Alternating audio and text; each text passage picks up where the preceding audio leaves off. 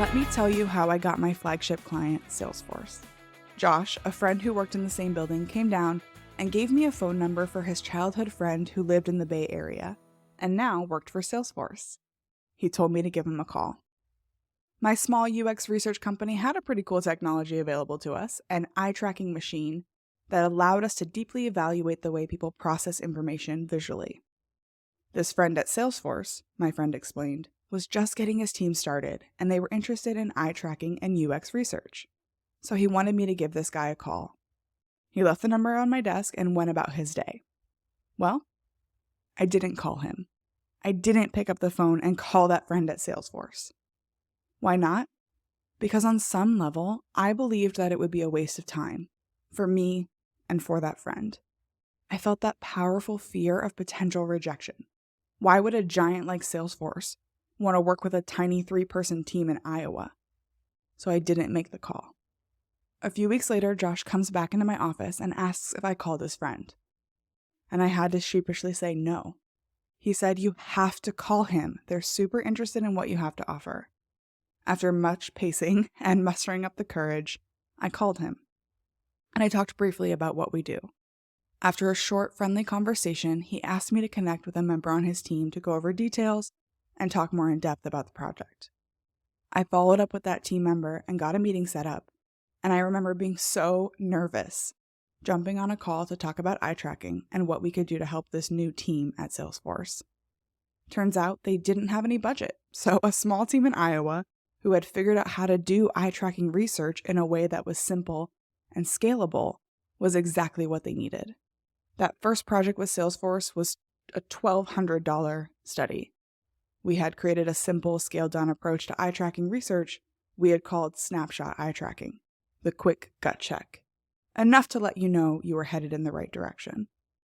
After that initial project, we began to work with Salesforce more and more, and that new team at Salesforce began to make a name for themselves, using our eye tracking findings to get attention and definitely turn that attention into a budget for their team.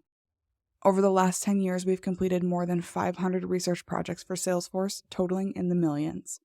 Everything from the largest multi-competitor study to the small snapshot eye tracking studies we became known for. That introduction changed the course of my career, the course of my company, and created so many opportunities for those that we worked with.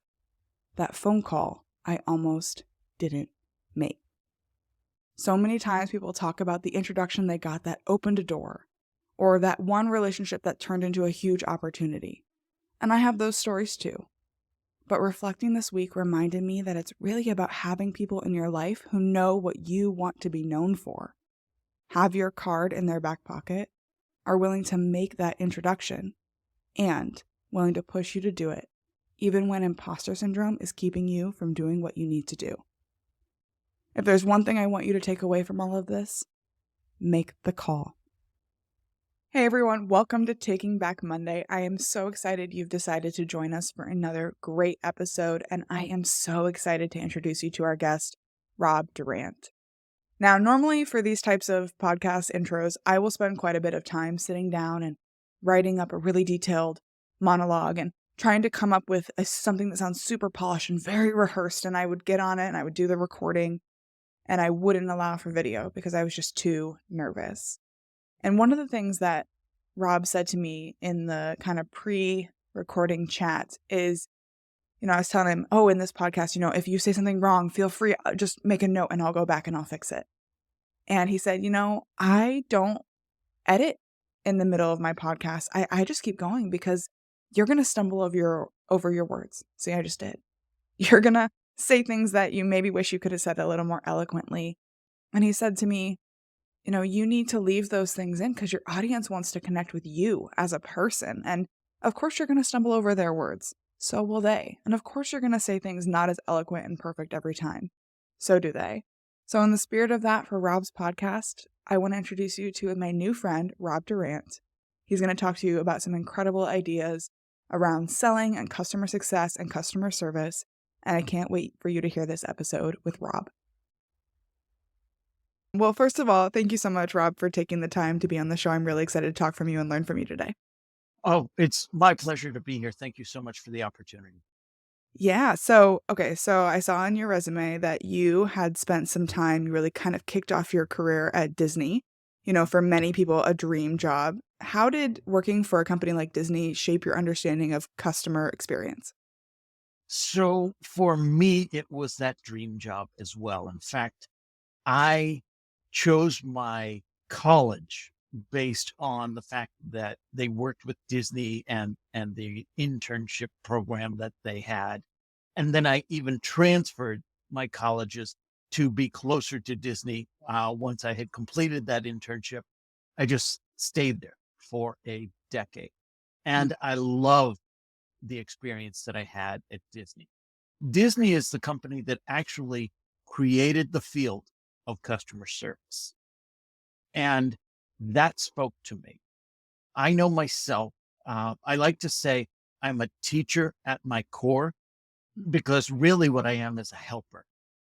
But if you look in the uh, want ads, there aren't really helpers in the same way that I would think of as a helper. And teacher was the closest I could come to it. But that's what customer service was for me. It's all about helping, solving problems, and learning from the company that invented the field. That has opened doors for me even decades after I've no longer been a part of the organization. I love that. I have so in my limited free time, I also coach a high school dance team, so I get to spend a lot of time with kind of teenagers in their formative years. And one of my former students is a Imagineer, and she has an office on Main Street, and I'm so jealous. She literally went to it was always her goal. I remember her talking about it in high school. She went to college with the express plan of becoming an Imagineer. She got her engineering degree. She did the Disney College program, and now her office is in Magic Kingdom. So Oh, that's goal achieved. fantastic. Yeah, we love that. So you talk about, customer experience and customer service. I think a lot of people look at sales and say, well, I'm not outgoing. I'm not, I can't have that fear of rejection. I can't be told no that much. Talk to us about when you realize that sales could be empowering, not just daunting. So I like to say that I was a reluctant seller. I got my first sales job because I applied for a customer service role. And after 6 weeks of interviews and batteries of tests, they said, Rob, we want to hire you for customer service representative. Yes. But please know, Rob, there is a sales quota with this job. Mm. No. No. I swallowed hard and took the job anyway. Mm.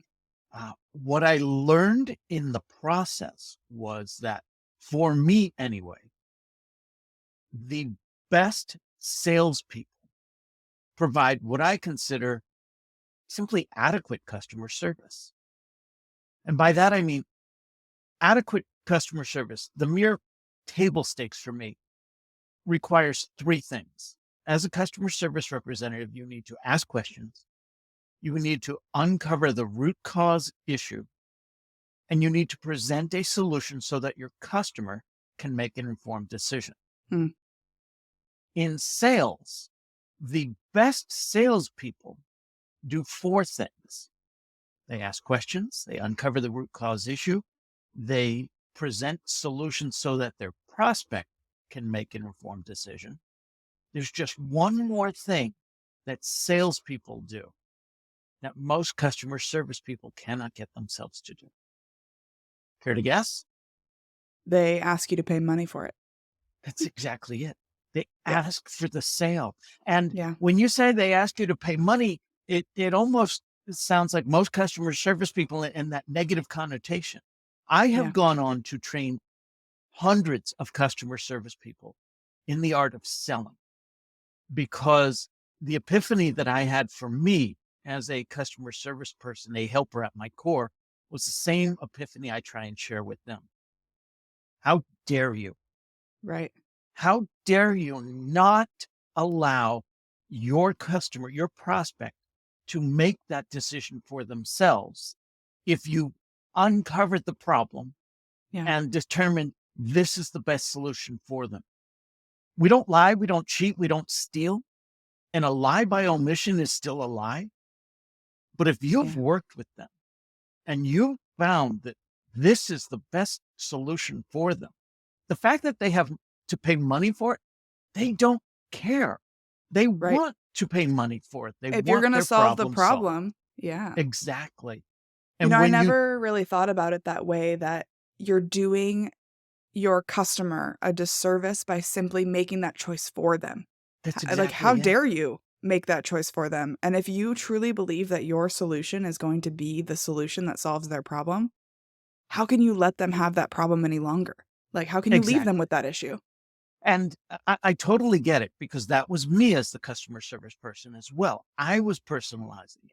I tend Mm, to say something in my mind along the lines of, well, I can't afford this. Therefore, you can't right. afford this. Therefore, in the Mm, name of providing you good customer service, I won't even insult you by offering. How dare I? How right. dare you? And Wow. once I made that little change, I became incredibly successful in my sales role, President's Yeah. Club trips and all that great stuff. But Right. it all started with just that mindset change. How can I align what I believe with how can I do my current role best? You know, I always joke with people, I'm like the worst salesperson on the planet because I hate to do that little piece of it, right? I Mhm. want to come in, I want to hear your problem, I want to offer you creative solutions. And then I always forget that fourth step of like, okay, now what? Right? How do we take it there? And I do sales, I sell things and people, you know, I write proposals and all that good stuff. And I'm actually really good at it because I've always had that 1, 2, 3 approach and, Mhm. you know, really just getting over the hump of doing number 4, which is asking for the deal, which is asking for the sale. So I think it's really I mean, you've struck me this morning of how dare I not not take that final step, because if that's what I believe is best for this customer who I've built a personal relationship with, why would I take any opportunity for success off the table for them? Exactly. Why would I do that? I love that. So I talk to a lot of people, a lot of sellers and sales leaders who are trying to transition from I'm a seller by trade to I want to be a leader of sellers. And my opinion is that's a very big jump for a lot of people. It's a very different set of skills. So, you know, how do you help people transition from sales rep, customer service rep to sales leader? It's interesting to hear you say what you said, because I think we come from the same approach on this. In my opinion, the biggest transition one can make in their career is from the individual contributor to the leader. And most especially in sales, that becomes relevant, because in sales, your performance as a leader is measured by the performance of your sales representatives. And that's true Mhm. across the board, regardless of which leadership role you move into. But in sales, the numbers are right there in front of you. So for those looking to make that transition, I work with a lot of them, and I first make sure that they understand what's involved in, because the skills that got you here are not the skills that will get you there. I was successful in sales because of this and this and this. I cannot simply sell you into selling better as a sales leader. I have to coach you and help you find your own way of it, which is where, again, my helper mindset, my teacher core, I think, really came into play. Hmm. Too often, people in sales roles are promoted to leadership because they were great at sales, but they were great at sales for reasons different from what would be needed to be great at leading other salespeople. And the biggest coaching tip, tactic I hear from sales leaders, especially new sales leaders, is the least effective one. Why don't you just do it the way I did it? Right. Well, if I knew how to do that, I wouldn't need you, would I? But Exactly. the best salespeople just know so inherently. It's just innate. Mm, They have a struggle verbalizing it.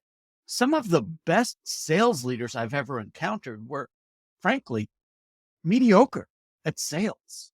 They were great at the relationship part, though. And that's the part that's helping them become better sales leaders too.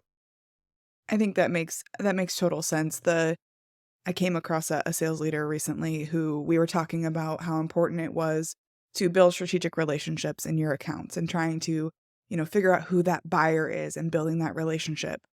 And his response to coaching his team through, how to build that relationship, someone who is struggling to build a relationship in their account in that way, was to, we're going to get on a call together and we'll call the CIO together. And instead of saying, let's uncover the root cause of their discomfort. Why is it a struggle, right?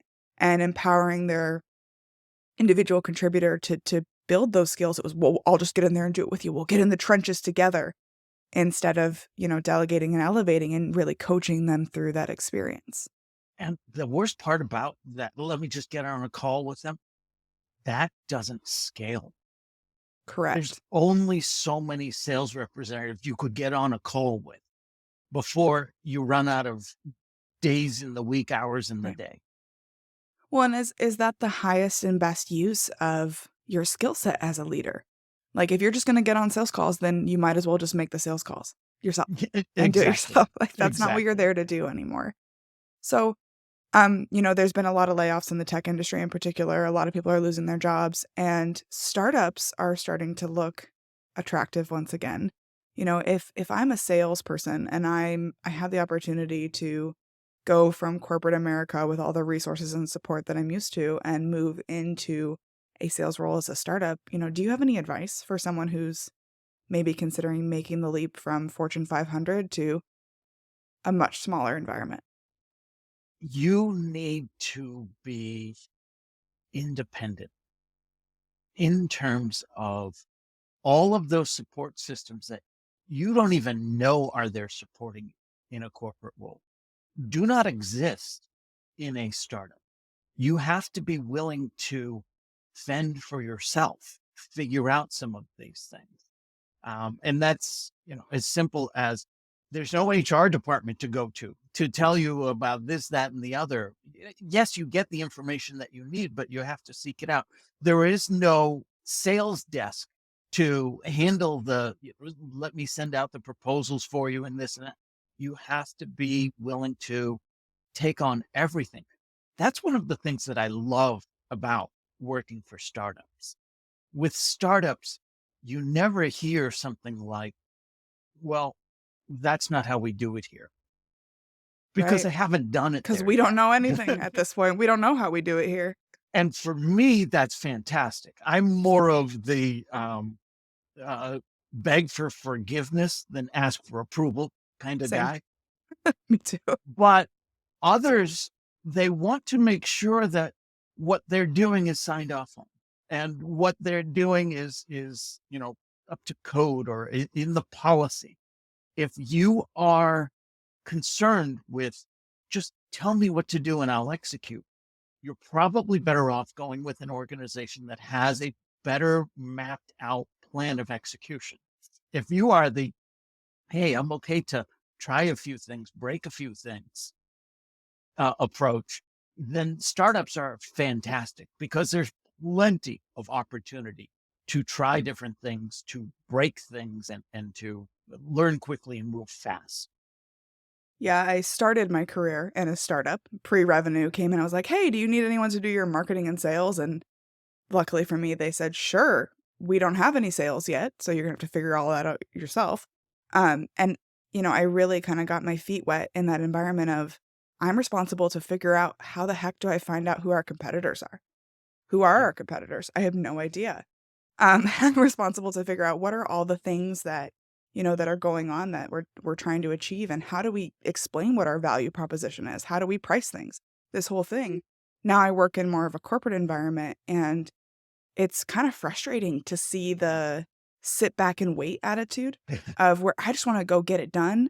And they're like, well, we need to have this approval, and this sentence needs to get approved by corporate communications. That would just drive me nuts at this point. I've done it too much the other way now to go back. I tell my friends at this point, I think I'm unemployable.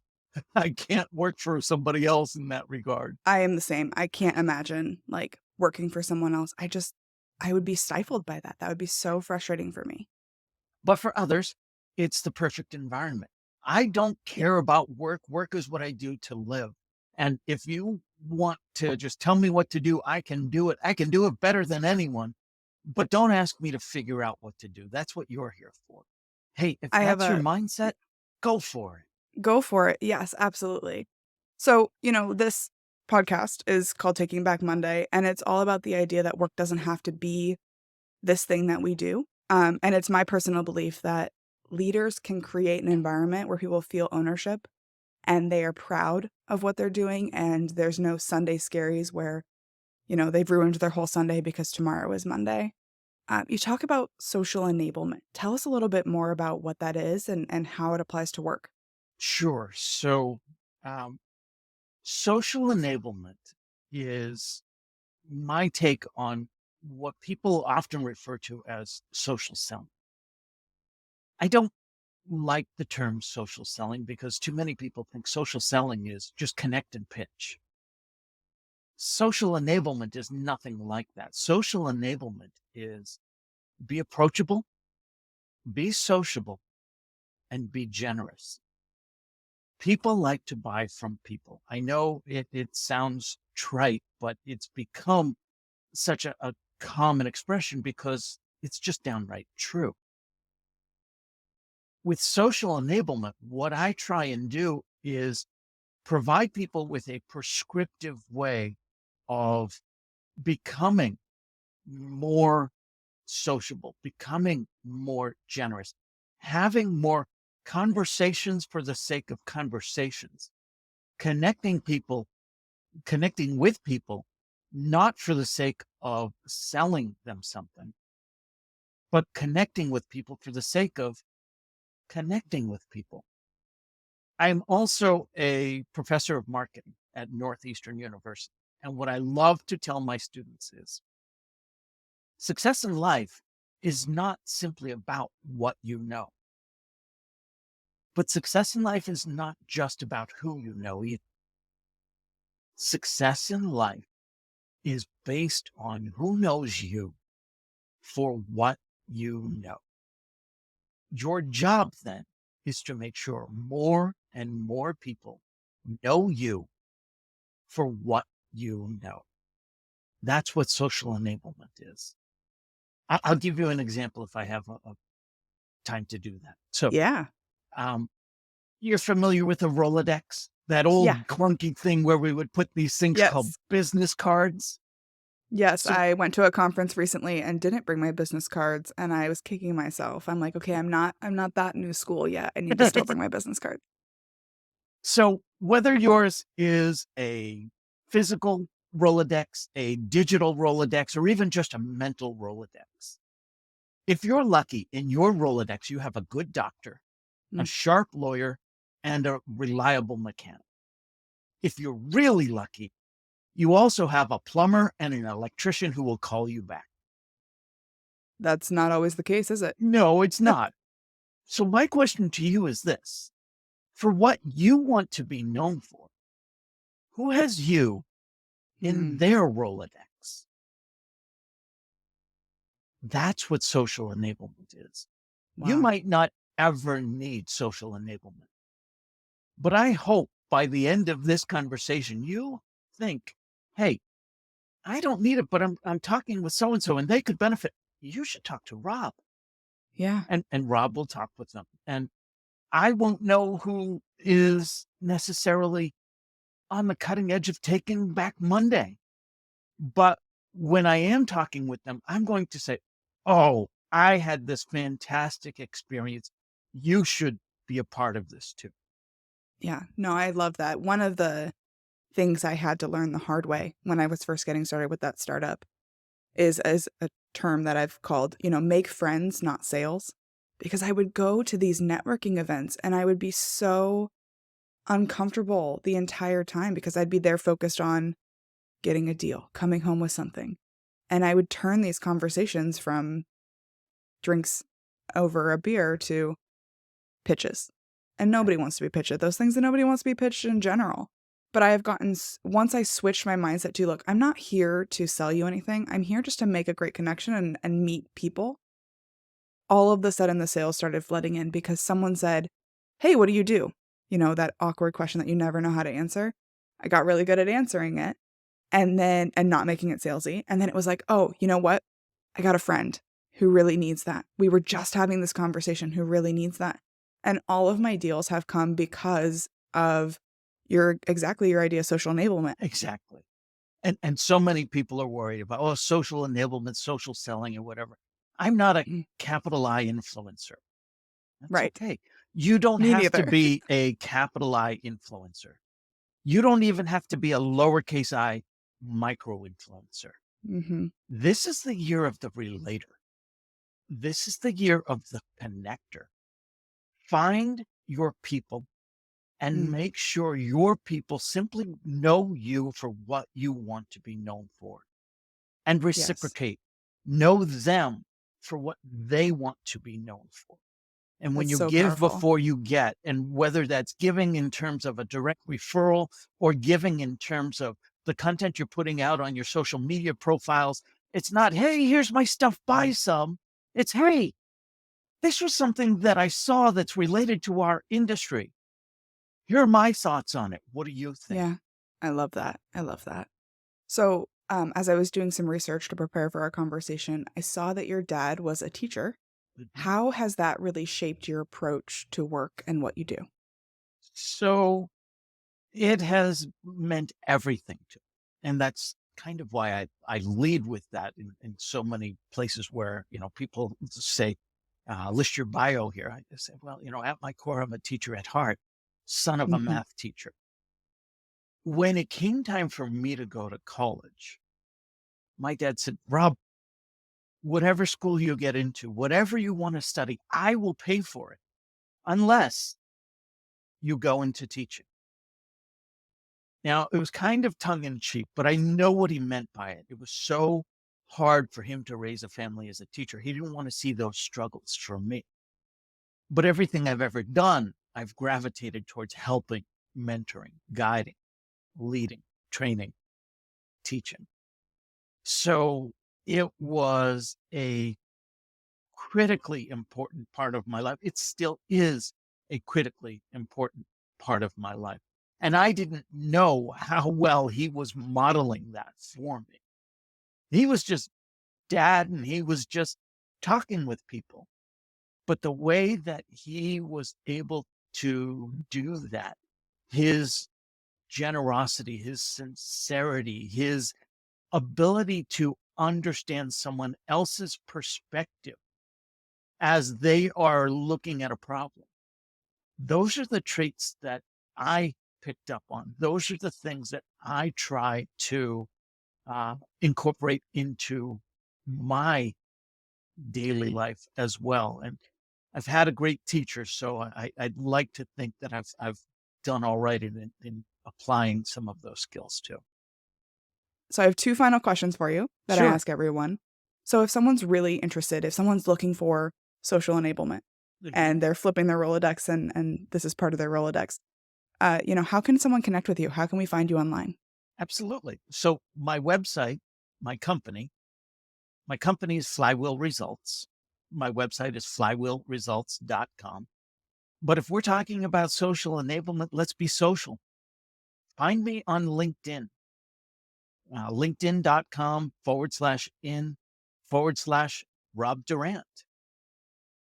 There are all sorts of other social channels where I try and put myself out there. But if you wanted to talk about being social, let's do it in the platform that was designed not as your digital resume. LinkedIn is the largest, longest running 24 by 7 worldwide networking event and business convention. Mm, Let's yes. connect there and let's start that conversation. Yes, I love that. So again, we're going to roll back to your Rolodex, thinking about, who else out there should we be talking to? Who else would be a great thought leader to come on Taking Back Monday? So the thought leader that really inspired me to think in terms of social enablement is Tim Hughes. He literally wrote the book on social selling. Hmm. And I am proud to say I am a partner with his organization, DLA Ignite. He is actually known as the world's top social seller. You'll find him all over LinkedIn, all over Love it. Twitter. And like I say, he opened my eyes to what we've both just inherently in our gut known all along. He was able to help me codify that and embrace it for my own. I love that. Well, thank you so much for appearing on Taking Back Monday. There's so many little nuggets that I'm going to take into my own personal business life, but I really appreciate you taking the time. My pleasure. Thank you so much for having me.